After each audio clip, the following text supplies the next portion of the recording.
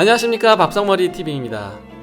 자, 오늘도 심선민 작가님 함께 모시고 어른들을 위한 그림책 테라피 3회 질투심을 건강하게 다루는 방법이라는 주제로 얘기 나눠보도록 하겠습니다.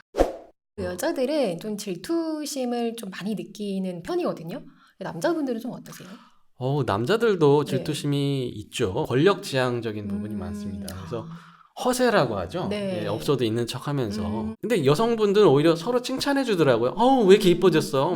살이 이렇게 빠져서. 전혀 제가 볼 때는 아무렇지도 않은데. 근데 남자들은 오히려 얼굴이 왜 그 모양이야? 오히려. 네, 오히려 깎아내리는 쪽으로 막 이렇게 기싸움 같은 걸 많이 하죠. 그러니까 오늘은 그 질투심에 대해서 저희 좀 다뤄보려고 하는데요.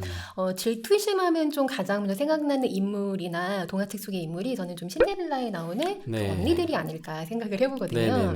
그 언니들 같은 경우에 그 샤를페로 이제 원작을 보면요, 굉장히 잔인한 방법으로 그 질투심을 이제 표현하는 방법들이 나오는데요. 예를 들어서 신데렐라의 유리구두가 있어야만 왕자랑 결혼을 할 수 있었잖아요. 그 첫째 언니 같은 경우는 발가락을 자릅니다. 둘째 언니 같은 경우는 뒤꿈치를 자르기도 해요.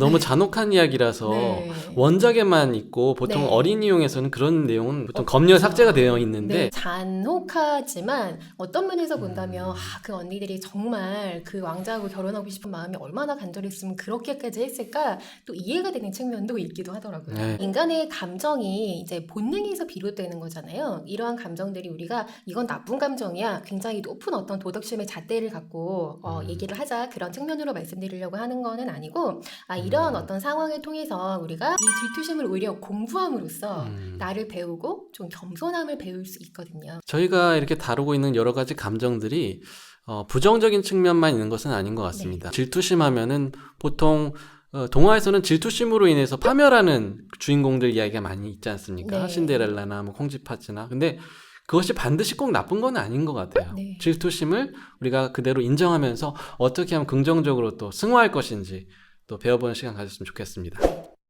제가 지난번에 한번 잠깐 설명드렸던 그 바람과 달이라는 그림책 아마 기억이 나실 거예요. 그래서 그 바람이 달을 굉장히 부러워했잖아요. 그래서 하늘에서 밝게 빛나는 달이 너무너무 부러우니까 내가 널 날려버릴 거야. 내가 너를 날려버렸지? 너 나 때문에 사라져다 나타난 거야. 이렇게 얘기를 했잖아요.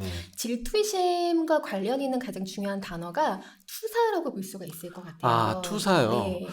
그 프로이트 심리학에서 보통 얘기하는 자아의 방어 메커니즘이라고 하는데, 자신의 문제를 그 외부의 사람이나 대상에게 비추어서 자꾸 정당화하고 합리화한다는 내용인 것 같습니다. 맞습니다. 그러니까 사실에 좀 근거하지 않고 다 너 때문이야. 너 때문에 내가 이렇게 된 거야 라고 좀 남 탓을 하는 그런 좀 방어 기자라고 볼 수가 있을 것 같은데, 특히나 예를 들어서 동생이 태어난 첫째들이 질투를 많이 하는 경우도 있고요. 차남이라고 하셨는데 혹시 뭐 형하고 이렇게 질투나 그런 감정들이 혹시 없으셨나요? 있죠. 아버지께서 저보다는 형을 더 많이 챙겨주시지 않나, 이런 섭섭함이 좀 있었던 것 같아요. 대표적으로 제가 이제 필기체를 아버지가 형한테 알려주셨는데 저한테는 안 알려주시더라고요. 영어 필기체. 예, 영어 필기체. 그래서 그게 너무 부러웠어요. 물론 이제 이유가 있었겠죠. 안 가르쳐 주신 게 아니라 뭐 너무 바빠서라든지. 웃기는 거는 또 저희 형님은 어머니가 저만 예뻐한다고 그런 거에 대해서 되게 섭섭해요. 아직까지도. 저는 그런 거 같지 않은데. 저는 이제 첫째거든요. 남동생이 있는데 저는 또 제 나름대로 엄마 아빠 부모님께서 남동생만 좀 예뻐했던 것 같아라는 생각이 저도 많이 했던 것 같아요.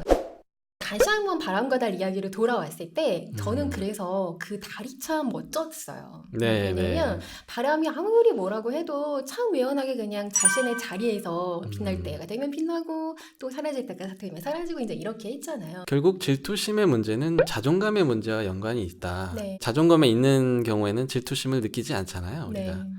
그런 또 교훈을 배웠던 것 같아요. 질투심이라는 감정이 누군가를 좀 부러워하는 마음, 그 다음에 비교하는 좀 태도에서 기인하잖아요. 그래서 오늘 또 그림책을 하나 제가 소개를 해드리려고 하는데요. 세앙쥐와 태엽쥐라는 그림책입니다. 이 책이 지금 절판이 됐다고 해요. 제가 주로 소개하는 책들이 다 절판된 책들인가 봐요. 다시 나오겠죠, 우리가 소개하니까. 어떤 이야기냐면 세양쥐가 살고 있었어요. 근데 우리가 다 쥐는 정말 싫어하잖아요. 저도 그렇죠. 쥐는 정말 싫거든요. 네네.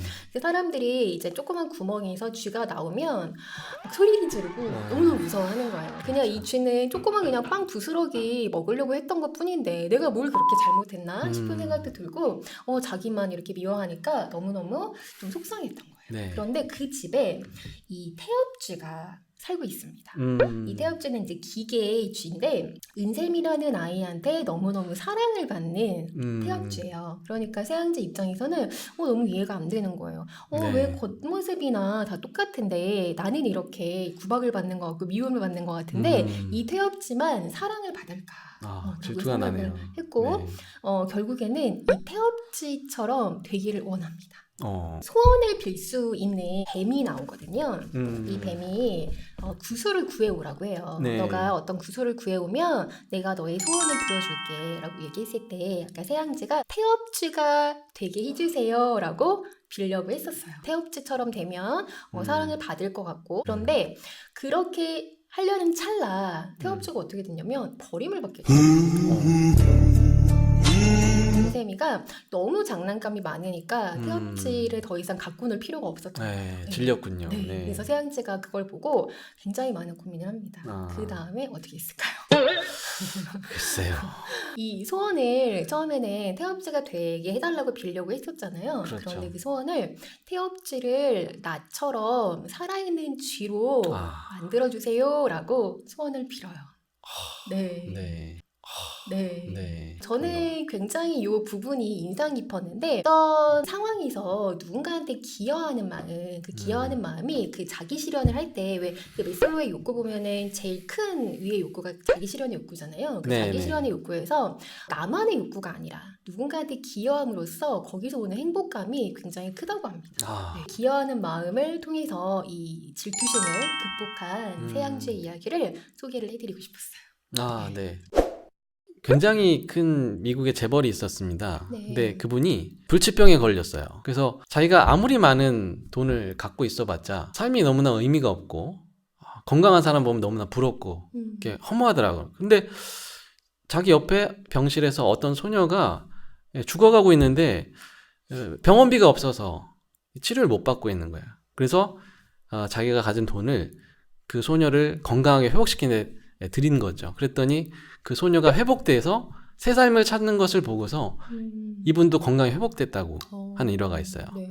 이렇게 질투심을 극복하는 방법 중에 하나로 자아실현, 특별히 다른 사람과의 관계에 있어서 그 사람에게 긍정적 기여를 하는 것을 또 우리가 배웠습니다. 질투심이라는 단어를 생각하면 공부라는 말을 떠올리진 않잖아요. 네네. 근데 저는 좀 공부라고 표현을 하고 싶은데 왜 공부라고 표현을 했냐면 이 마음을 잘 살펴보잖아요. 그러면 내 마음속에 내가 좀 어떤 생각을 갖고 있고 그 다음에 내가 좀 잘하는 게 뭔지 강점을 발견할 수가 있거든요. 네. 저희 지금 방송의 좀 장점은 저희가 좀 직접 여러분들이 해볼 수 있는 거를 제시를 해드린다는 게 굉장히 큰 장점이거든요. 네. 사실은 수업료 내고 들으셔야 되는 건데 그래서 저희도 지금 이번 시간에 대표님이랑 저랑 같이 한번 직접 적용해 볼 수 있는 걸 한번 해보도록 할 텐데요. 첫 번째는 내가 지금 질투하고 있는 그 대상 이 누군지 한번 생각을 해보고 그 다음에 그 마음이 뭔가를 한번 분석해보는 시간을 한번 가져볼게요. 네. 지금 질투하고 있는 좀 대상이 혹시 있으신가요? 저도 좀 이렇게 자기중심적이라 남하고 비교 잘 안 하는 편이었는데 네. 유튜브 시작하면서 질투심이 생기더라고요. 제 고등학교 동기가 유튜브 최단 시간, 최다 조회수 기록 보유자가 있습니다. 누구죠? 되게 궁금한데요. 전 세계에서 가장 유명한 한국인 중에 한 사람인데요. 네. 네, 제가 고등학교 때는 그 친구 부럽다는 생각 전혀 안 했거든요. 오늘 저희가 드디어 조회수가 세 자릿수 돌파하는 날입니다. 팔로워가 뭐 말씀드리기가 좀 휴지중 같아요. 여러분들 많은 구독 부탁드릴게요. 네. 그러면 이제 그 대상이 있었잖아요. 그 질투하는 마음이 뭘까? 그 어떤 친구분에 대한 것들이 좀 생각이 난다는 거는 나도 어쨌든 이렇게 좀 유튜브라든가 이런 교육 사업이라든가 앱을 개발을 했기 때문에 나도 이 분야에서 좀 잘해보고 싶어 라는 마음이 좀 있지 않을까 네, 싶어요. 그렇죠. 그래서 잘하실 네. 것 같아요. 제 생각에는. 그래서 이때 우리가 그냥 무조건 누군가를 질투하고 거기서 끝내는 것이 아니라 5년 전 또는 10년 전에 나하고 한번 비교를 해보고 그 다음에 내가 그러면 그러면 5년 후에 10년 후에 어떻게 나아갈까를 비교를 한번 해보면 좋을 것 같아서 제가 네. 이렇게 하나 준비를 좀 해봤어요. 아, 예. 5년 전에 또는 10년 전에 대표님 모습은 어땠는지 네, 한번 이야기를 해주실 수 있으세요? 사실 5년 전만 해도 네. 제가 이렇게 유튜브를 시작하고 또 앱을 개발해서 전혀 다른 제 꿈을 찾아갈 거라고는 상상도 할 수 없었던 것 같아요. 네. 그때만 해도 그저 매일 반복되는 일상에서 때론 너무 무료하게 재미도 없고 그런 삶을 살지 않았나 생각이 듭니다. 네. 그러면 5년 전, 10년 전에 비해서 지금 대표님의 모습은 좀 어떻게 발전이 되어 있는지. 두 가지를 병행한다는 게 정말 네. 힘들구나라는 건 많이 느끼지만 네. 내가 해야 될 일이 있고 할 수 있는 일이 있다는 것 때문에 굉장히 가슴이 뛰고요. 또 뿌듯할 때도 있습니다. 네. 5년 전하고 10년 전에 대표님에 비해서는 많이 좀 성장하셨지 않았을까. 아, 그럼요. 네, 그런 네. 생각이 저는 좀 드네요. 네. 네. 뭐 저도 사실은 5년 전, 10년 전 저를 한번 떠올리면 정말 형편없었던 것 같아요. 그때 이제 뭐 공부방 하면서 막 아이 키우면서 아주 그냥 나름대로 치열하게 산다고는 살았는데 5년 후, 지금 10년 후가 됐을 때 그래도 이렇게 좀 책도 쓰고 이렇게 방송도 하고 또 이제 많은 분들 앞에서 강의도 하고 이제 이런 위치가 됐다는 게 그래도 많이 그동안 성장했구나 그런 생각을 네. 해보거든요. 그래서 저도 수없이 정말 질투를 많이 느끼죠. 근데 그럴 때마다 저는 이렇게 좀 공부해보는 편인 것 같아요. 내가 갖고 있는 그 질투라는 마음 속에 진짜 내가 원하는 욕구가 뭐였지? 내가 지금 추구하는 게 뭐고 내가 바라는 게 뭘까? 그 다음에 내가 나아가야 될 방향이 뭘까를 좀 한번 생각해 보는 것 같아요. 네. 그러다 보면 질투라는 감정이 그냥 부정적인 감정이 아니라 아, 나를 굉장히 성장시켜주는 감정이었구나라는 걸 좀 깨닫게 되더라고요. 네. 네, 여러분들도 한번 이렇게 해보시면 좋을 것 같아요. 5년 전, 10년 전 나의 모습하고 그 다음에 지금의 나의 모습, 그 다음에 5년 후, 10년 후 내가 나아갈 거를 한번 적어보시면서 내가 갖고 있는 질투라는 감정을 어떻게 좋은 방향으로 방향을 좀 변화해 볼 수 있을까 한번 적어보시면 좋을 것 같습니다. 오텔로에 나오는